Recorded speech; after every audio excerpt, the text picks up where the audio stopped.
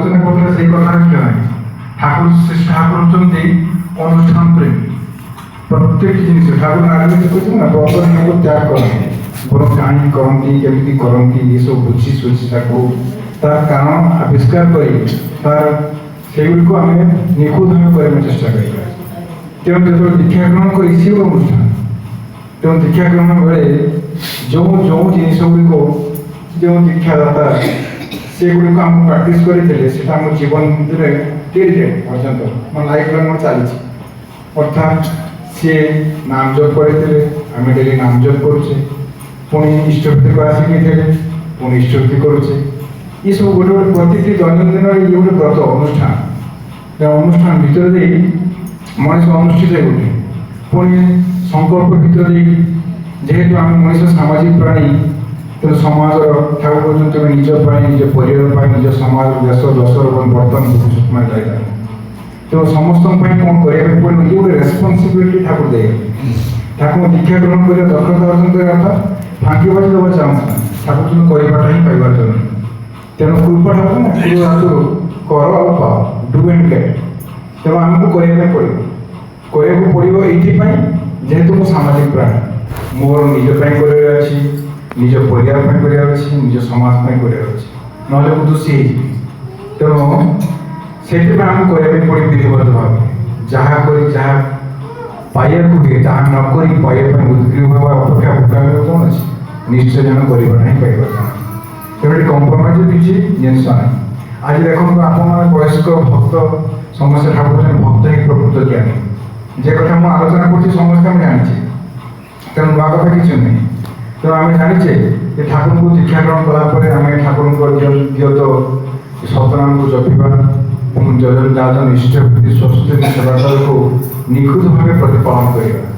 ତେଣୁ ଏସବୁ ଜିନିଷକୁ ପ୍ରତିପାଳନ କରିବା ପାଇଁ ହେଲେ କରିବା ପାଇଁ ଗଲେ ତ ସେଗୁଡ଼ିକ କ'ଣ ଅଛି ତା ଦ୍ୱାରା ଆମେ ଇନଭଲ୍ଭ ହେଇଥାଏ। କାରଣ ଠାକୁର ବିବର୍ତ୍ତିତ ପୁରୁଷ ତ ଠାକୁର ତୁମ ଠାକୁର ତ ଜାଗ୍ରତ ମାତ୍ରେ। ତେଣୁ ଆମେ ପରମ ପୂଜ୍ୟ ଶିଷ୍ୟ ଆଚାର୍ଯ୍ୟ କ'ଣ କହୁଛନ୍ତି ଯେ ତୁମେ ମାନେ ତୁମକୁ ଦେଖିକି ଆମକୁ ଦେଖିକି ଲୋକ ଠାକୁରଙ୍କୁ ବୁଝିପାରେ। ସେ ଠାକୁର ତ ସେଇ କଥା କହୁଥିଲେ ଯେ ତୋର ମଧ୍ୟ ଆମେ ବାঁচতে চাই ଯେ ଆମକୁ ଦେଖି ଜଣେ ଜାଣିପାରିବ ଇଏ ହେଉଛି ଇଏ କାହା ଘରର ପିଲା। ତେଣୁ ଆମ ଆଇଡେଣ୍ଟିଟି ଆମ ଆଦର୍ଶ କିଏ।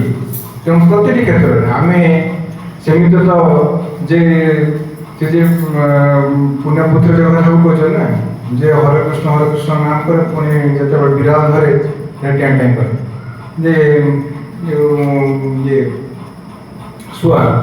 ତେଣୁ ସେମିତି କଥା ଅର୍ଥାତ୍ କହିବା କଥା ହେଉଛି ଆମେ ଏଠି ବସିଲା ବେଳେ ଯେ କଥା କରୁଛେ କିନ୍ତୁ ଯେତେବେଳେ ମୋ ପରିବାର ଭିତରେ ପଶୁଛି ମୋ ସମାଜର ଯେକୌଣସି ସେକ୍ଟରରେ ମୁଁ କାମ କରୁଛି ସେଠି କେତେ ଇଷ୍ଟ ପ୍ରତିଷ୍ଠା ହେଉଛି। ତ ମୁଁ ଯେତେବେଳେ ଯେକୌଣସି ଅଫିସରେ ଯିଏ ଦପ୍ତର କାମ କରେ ନା କାହିଁକି ତ ସେଠି ଗଲାବେଳକୁ କ'ଣ ଅଛି ଖାଲି ଏସିରେ ବସିବା କ'ଣ ଅଛି କିଛି ଫାଇଲ୍କୁ କ'ଣ ହେଉଛି ତାକୁ ମୋ ପାଖରେ ଦାୟିତ୍ୱ ଅଛି ତାକୁ ସଲ୍ଭ କରିବା ପାଇଁ ଦାୟିତ୍ୱ ଅଛି। ତେଣୁ ମୋ ପାରିପାର୍ଶ୍ୱିକ ହଠାତ୍ ମୋତେ ସହଜ ଛାଡ଼ିଦେବାର ନାହିଁ। ତ ସେମାନେ ସବୁବେଳେ ମୋ ପାଇଁ ବିଭିନ୍ନ ସମସ୍ୟା ସୃଷ୍ଟି କରିବେ କିନ୍ତୁ ସେ ସମସ୍ୟା ସମାଧାନଟା କେତେ ଦୂର ମୁଁ କରିପାରୁଛି ଏବଂ ନିଜକୁ ସେଇ ନିଜତ୍ୱଟା ମେଣ୍ଟେନ୍ କରିପାରୁଛି ସେଇଟା ଦେଖିବାର ଅଛି। ନହେଲେ ବିଷୟରେ ପରିବର୍ତ୍ତନ ଯଦି ମନର ପରିବର୍ତ୍ତନ ହେଇଯିବ ତାହେଲେ ଆମେ ଆବଦ୍ଧ ହେଇଛେ। ତେଣୁ ସେଇ ଜିନିଷଟା ଆମକୁ ହେଇଯିବ। ତେଣୁ ଏଇ ଜିନିଷ ଗୁଡ଼ିକ ଆମେ ଠାକୁର ଧରି ଧରିଲା ପରେ ଆମ କ୍ରିଟିକ୍ସ ଥିବେ ନା ଆମ ସରାଉଣ୍ଡିଂ ଭିତରେ ସେମାନେ ଆମ ଘରଟା ଦେଖିପାରିବେ। ତେଣୁ ସେମାନେ 5ଟା ସମସ୍ୟା କ୍ରିଏଟ୍ କରିକି ଯାଇଥିବେ ମାନେ ସେଠି ପହଞ୍ଚିଥିବେ। ମୁଁ ପହଞ୍ଚିଲା ବେଳକୁ 5ଟା ସମସ୍ୟା ମୋ ଉପରେ ରେଡ଼ି। ମୋର ଗୋଟେ ନିହାତି ଗୋଟେ ଯେଉଁ ଡ୍ୟୁଟି ଅଛି ସେ ଡ୍ୟୁଟିକୁ ଛାଡ଼ି ଆଉ 5ଟା ସମସ୍ୟା ସୃଷ୍ଟି କରିଥିବେ। ସେ ସମସ୍ୟାକୁ ଓଭରଟେକ୍ କରିକି ମୋତେ କିନ୍ତୁ ମୋର ଟାର୍ଗେଟ୍ରେ ଯିବା ପାଇଁ ପଡ଼ିବ। ତ ସେତେବେଳେ ଯେତେବେଳେ ଏଇ ଷ୍ଟେବିଲିଟି ଆଣିବା ପାଇଁ ଠାକୁରଙ୍କର ସତନାମ ଧୈର୍ଯ୍ୟ ବିଶ୍ୱାସ ଆଉ ଜୀବନରେ ଶତ୍ରୁ ହଉ ମିତ୍ର ହଉ ଦୀକ୍ଷିତ ହଉ ଅଦୀକ୍ଷିତ ହଉ ସମସ୍ତେ ପରମ ପିତାଙ୍କ ସନ୍ତାନ। ଜଣେ ଦୀକ୍ଷା ନ ନେଲେ ବି ସିଏ ବି ପରମ ପିତାଙ୍କ ସନ୍ତାନ। ତେଣୁ ଆଜି ସେମାନେ ଯଦି ଠାକୁର ପାড়া ପଡ଼ୋଶୀ ବିପଦে যায় তুই যদি ভালো বসে খাই বুঝি ଯାହା ଛୁଟେ ଯା ତାদের ବାঁচା ତାର ତ ବାঁଚାର ବୁଝି ଏମିତି ଗୋଟେ କ'ଣ ଅଛି। ତେଣୁ ସେମାନଙ୍କ ପାଇଁ ଆମକୁ କରିବାକୁ ପଡ଼ିବ।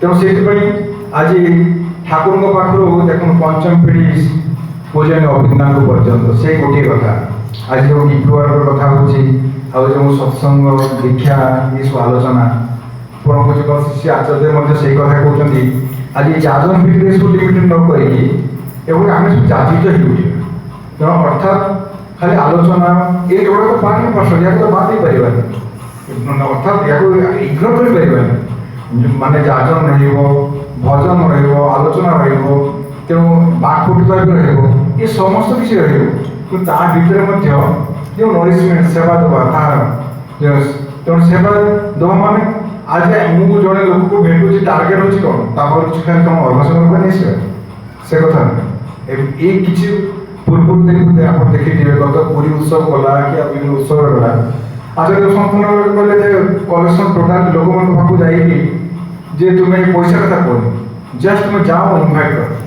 से आस तो ये भितर आम मूल अवश्य परोक्ष से तो निश्चित दब निश्चित अर्थटा गोटे समस्या मूल कारण तेणु से ठाकुर आमको इष्टभूति कथा दीचन ना आम जो पिला गोटे बदमाशी करते दुई तीन जन पिला घर जो अच्छा गोटे खेलना को लेकिन गोटे समस्या सृष्टि हुए से खेलना आम छड़े नहीं आस छोड़ा दे जगह मोबाइलटा नहीं समस्या मोबाइलटा पिला छड़े नहीं आस तेणु ये समस्या ये अर्थटा आम समस्या तेणु से ठाकुर से कम्प्लेक्सटा से मत किसी जिन इष्टभूति इष्टभूति तेणु से दवा भितर मनुष्य डेडिकेटेड हो जाए मनुष्य अर्थ विकास हुए जे निष्ठा सह इष्टभूति करे निष्ठा सह जय नाम ध्यान करे सी आमको अर्थ अर्थ आसु न आसु सी किंतु अर्थ से केवे माने लोभी ठाकुर बोल ना तुम्हें अर्थ का ऐश्वर्य दरिद्र दे पार कि चरित्र दरिद्र देखिए तुम दरिद्रता दरिद्र देखिए तेणु आम भर जे मोर लोक संबल के जिते ठाकुर ठाकुर एक प्रश्न कराई ठाकुर आप जो दिन जानी पावना छाड़ी आसवे तो तथापि आप दूरदृष्टा एमती भक्तन पचारे जे आप दूरदृष्टा आप जानते दिने पावना छाड़ी आपको देवघर आसवे तथापि आप कहीं सब प्रतिष्ठान कहीं करदे जोड़ाक आज आम जोड़ाक से पाकिस्तान गवर्नमेंट की सब बाज्याप्त करना लगे कि पुणी छाड़ी आसले दिने अनुशोचन तो करते ठाकुर देख से भक्त कहते मुझे समय जदि से जिन गुड़ न कर जे 5 जन भक्त को नहीं आसते से 5टा भक्त मनुष्य तैयारी करता तो जी से 5टा मनुष्य जो जे थरे परिक्रमा हो उठे से इच्छा कले आहरी से आहरी हजार हजार जिन कर तेणु मुझे प्रतिष्ठान करी जे से किसी मनुष्य तैयारी आम जेकोसी प्रतिष्ठान जमी पंचायत सरकार जाइए तो सी जाइए दर्शन तत्व कथा आलोचना कर से समय घर को फेर आसुँच ठाकुर से जो माटी बुआ ठाकुर मुंडे किए बुझे ये पंचायत के पंचायत चिड़ा से भर के इगो है मुंडे से माने इटा माटी पूजा दे से नाचारी तो एपटे इगो हट कर गुरु निर्देश ये भितर देखिए सब तेणु से जिन से कर्म प्रतिष्ठान कर्मयज्ञ दरकार आज से कर्मयज्ञटा को परम पूज्य श्री आचार्य पूजनीय अभिंदा डीटीएच डायरेक्ट टू होम प्रत्येक घर को आम जा पर्पस कौन टू सर्व आज डीपीआर मेन फर्ज कौन तेणु सुख दुख भागीदार तो आमको योग्यता को बढ़े दो मुझे ठाकुर भगवान सी जो मोर प्रिय परम जाती तेणु कौन कर तेणु सी खुशी हो तेणु मुझे तेणु सी मो शत्रु हेल्ले भी सांगे व्यवहार से मो गुरुजन हो लघुजन हो शत्रु हो मित्र हो लिखित हो अलिखित हो मुझे गोटे जेकोसी कौन गोटे गछलता हो जेकोसी निर्जीव सजीव वस्तु सांगे जब मुझे गछ डाल काटिदेला ठाकुर कष्ट पाइले तेणु सांगे जब मुझे व्यवहार करी तेणु तेणु से प्रभु खुशी है तेणु आचार्य किसी दिन पूर्व कथा बुझे मन मो जदि कौन क्या शत्रुता होता है से अभाव पड़ी था तो मित्र को जब के धार दे न कर शत्रु को चेष्टा कर कौन से आपन कर तेणु से नोटा खुल ना कारण ठीक मोचन हम ना तेणु ये सब कथा बहुत कथा जहाँ आज मो गोटे सुजोग जे आपण भक्त मान संग सानिध्य लाभ कर तेणु ଯାହାହେଲେ ବି ଆମକୁ ଇଷ୍ଟନିଷ୍ଠ ହେଇ ସବୁବେଳେ ଯୋଗଯୁକ୍ତ ଜୀବନ ଦରକାର। ଆପଣଙ୍କ ସେଟା ଅଛି, ଏଟା ମୁଁ କହିବା ଭିତରେ ମୁଁ ନିଜକୁ ନିଜେ ହିଁ ପ୍ରମିସ୍ କରିବା ପାଇଁ କହୁଛି। ସ୍ୱତନ୍ତ୍ର ପାଠ କରି ସବୁ କଥା ଆମେ କ'ଣ ସବୁ କରିଦିଏ, ତଥାପି ଆମେ ସେଟା ଡେଲି ପ୍ରମିସ୍ କରି ଯେ ସବୁ ପ୍ରମିସ୍ କରି ଆମେ ତ ଦେଇ ଯେ ମୁଁ କହୁଛି ମୁଁ ଏହା ଏଇସବୁ ଜିନିଷଟା। ତାପରେ ପୁଣି କନଫେସ୍ କରି ଯେ ଠାକୁର ଆଜି ସକାଳୁ ମୁଁ ସ୍ୱତନ୍ତ୍ର ପାଠ କରି ଯାଇଥିଲି ଏହା ସନ୍ଧ୍ୟାରେ ପହଞ୍ଚିବାକୁ, କିନ୍ତୁ ମୁଁ ଅଗ୍ରତି କହିଥିଲି 3 ଜଣଙ୍କ ସାଙ୍ଗର ମଣ୍ଡଳ କରି ଆସିଛି। ପୁଣି ସେଇ ଅନୁତପ୍ତ ହେଇ ପୁଣି କ୍ଷମା ପ୍ରାର୍ଥନା କରେ, ଠାକୁର କ୍ଷମା କରେ। ଏମିତି ପ୍ରାକ୍ଟିସ୍ ମ୍ୟାକ୍ସ ମ୍ୟାନ୍ ପାରଫେକ୍ଟ। ଏମିତି କରୁ ହয়তো ଦିନେ ହয়তো ମୋ କ୍ରୋଧ ଗୁଣ ଗୁଡ଼ିକ ସମ୍ବରଣ ହେଇଥିବ। କ୍ରୋଧକୁ ବାଦ ବି କରିନାହାନ୍ତି, କୌଣସି ବୃତ୍ତି ପ୍ରବୃତ୍ତିକୁ ବାଦ ଦିতে ଠାକୁର କରିନାହାନ୍ତି। ଠାକୁର সব প্রবৃত্তি রত থাকে ইষ্ট কার্যে লয়, সেই সন্ন্যাসী সেই যোগী কাল নত যার বলে। সব বৃত্তি প্রবৃত্তি ছাড়ি ପାରିବନି। ଆପଣ ସେ ରାମକୃଷ୍ଣଙ୍କ ଗପ ଜାଣିଛନ୍ତି ନା, ସେଦିନ ଆରୋଗ୍ୟ କହିଲେ ଯେ ସାପଟାକୁ ତ ତୁ ତ ବହୁତ ଛୋଟ ମାରୁନି, ଆଉ ଏତେ ଚୁପଚାପ ଶାନ୍ତ ହେଇଯା। ତାପରେ କିଛି ଦିନ ପରେ ଦେଖିବାକୁ ସେ ଇଞ୍ଜୋର୍ଡ କାହିଁକି ତୁ ଏତେ କ୍ଷତ କଥା ହେଇଛୁ ନା, ଆପଣ ତ କହିଲେ ମୋତେ ଆଉ କାହିଁକି ଛୋଟ ମାରିବେନି। ଛୋଟ ମାରତେ ତ ମନା କଲି, ତ ଫଁସ ତ କରିବୁ, ତ ଫଣା ଦେଖେନି ତ ଡରିଯିବେ। ତେଣୁ ଆଚାର୍ଯ୍ୟ ବସି ସେ ବଡ଼ ଘରେ କହୁଛନ୍ତି ରାଗ করতে নাই, রাগ দেখাতে হয়। ତେଣୁ ମୁଁ ମନେକର ଜଣେ ଭାଇ ଆସି ଜଣେ ବର୍ଷା ଯେଉଁମାନେ ଗୁରୁଜନମାନେ ଅଛନ୍ତି ଗୋଟେ ରାଗିକି ଝାଡ଼ି ଦେଇକି କଥା କହିବେ, ଏଇଟା ହେଲାନି ଏଇଟା ହେଲାନି ଏଇଟା ହେଲାନି, ସେଇଥିରେ ଆମେ বিক্ষিপ্ত মানে। অর্থাৎ সে রাগ করতে নাই মানে রাগটা দেখাতে হয়, যেমন সেই রাগটা কোন হয় ইষ্ট প্রতিষ্ঠা। তেমন ସବୁ প্রবৃত্তি রত হয় ইষ্ট কার্য হয়। কাম ক্রোধ লোভ মদ মোহ মাৎসর্য to fulfil my idea, to fulfil my ইষ্ট। তো সেই তো সন্ন্যাসী সেই যোগী কাଳ ବି নত କରିବ ତାର ପରେ। ତେଣୁ এই କଥା ଠାକୁର କହୁଛନ୍ତି। ଯାହା ହଉ ଆପଣ ସମସ୍ତ ଭକ୍ତ ଏହି ସଙ୍ଗ ସାମିଲ ଭିତରେ ମୁଁ ଟିକେ ଚାର୍ଜ ହେଇଗଲି, କାରଣ ମୁଁ ବି ବସି ପ୍ରଥମ ସତ୍ସଙ୍ଗ ଆସିଥିଲି, ମୁଁ ବି 20-30 ହାଇ କରୁଥିଲି, ଦିନରୁ ଟିକେ ଠକା ହେଇଥିଲି।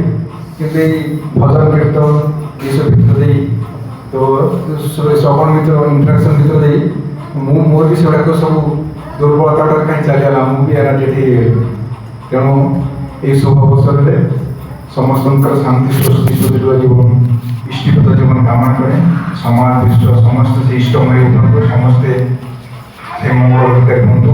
ବିଶ୍ୱ ମାଆମାନେ ମଧ୍ୟ ଉପସ୍ଥିତ ଅଛନ୍ତି, ସେମାନେ ତାଙ୍କର ସେଇ ଯେଉଁ ମାଆମାନଙ୍କର ଶକ୍ତି ଯେ କଥା ଆଚାର୍ଯ୍ୟ ଯେଉଁ କହିଥିଲେ, ଜଣେ ଭାଇ ତା ଘରର କ'ଣ ଡ୍ରଇଂ ରୁମ୍ ପର୍ଯ୍ୟନ୍ତ ପଶିପାରିବ, ଜଣେ ମାଆ କିଚେନ୍ ଭିତରେ ପର୍ଯ୍ୟନ୍ତ ପଶିଯିବ।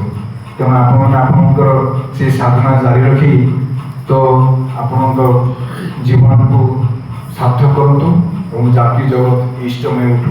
ବନ୍ଦେ ପୁରୁଷୋତ୍ତମ ଜୟ।